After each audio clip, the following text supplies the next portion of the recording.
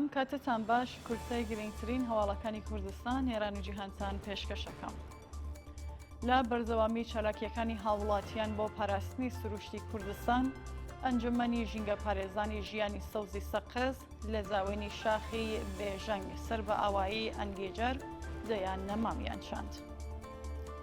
کۆمەڵێک لە بنەماڵی بەندکراوانی مەحکوم بە سێدارە لە بەردەم پارکی 15 خۆردادی شاری سەقز کۆبوونەوە و پەیوەست بە هەڵمەتی سێشەمەکانی نا بۆ سێدارە بوون. شارەزاری شاری فلۆرانسی ئیتالیا لە مەراسمێکدا شارۆمەندی ئەفتەخاری بە پاخشان عەزیزی بەندکراوی سیاسی مەحکوم بە ئیعدامدا. گوندی گەنجی سەر بە شارستانی بەدرەی ئیلام لە پێداویستیە سەرەتاییەکانی ژیان وەکو کارەبا، ڕێگە، ئاوی خاوێن، ئینتەرنێت و هێڵی تەلەفۆن بێبەشە و ئەمەش بووەتە بەهۆی قەیرانێکی زۆر گەورە لەو ناوچەیە.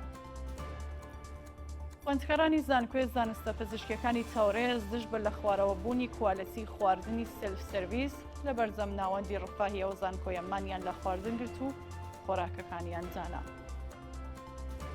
کەمپەینی پاراستنی شەریفە محەممەدی لە بەیاننامەیەکدا ڕایگەیاند کە ئەو بەندکراوە بەهۆی ناڕزایەتی دژ بە دۆخی خراپی بەندکراوان لە بەندی کاتی زیندانی لاکانی ڕەشدا ڕائگیردرێت. بەپێی راپۆرتی ڕێکخراوەکانی مافی مرۆڤ، ئیمان خەدری چالاکوانی سیاسی و لە دەستبەسەرکراوانی شۆڕشی ژن ژیان ئازادی لە مافی دەستڕاگەیشتن بە پارێزەر و هەوە هەروەها سەرەتاییترین دەرمانەکان بێبەشکراوە. بەهۆی بە تەواوەتی داخستنی سنووری پیرکووری شارستانی ڕاسک لەلایەن سوپای پاسدارانەوە، هەزاران شارۆمەندی بەلوچ کە لە ڕێگەی سوختبەریەوە ژیانیان دابین دەکرد بێکارکران. و 6 بەندکراو لە زیندانەکانی بۆرازجان، ناوەندی کەرەج و بەندەر عەباس بە تۆمەتی پەیوەندیدەر بە مادەی هۆشبەر لە سێدارەدران.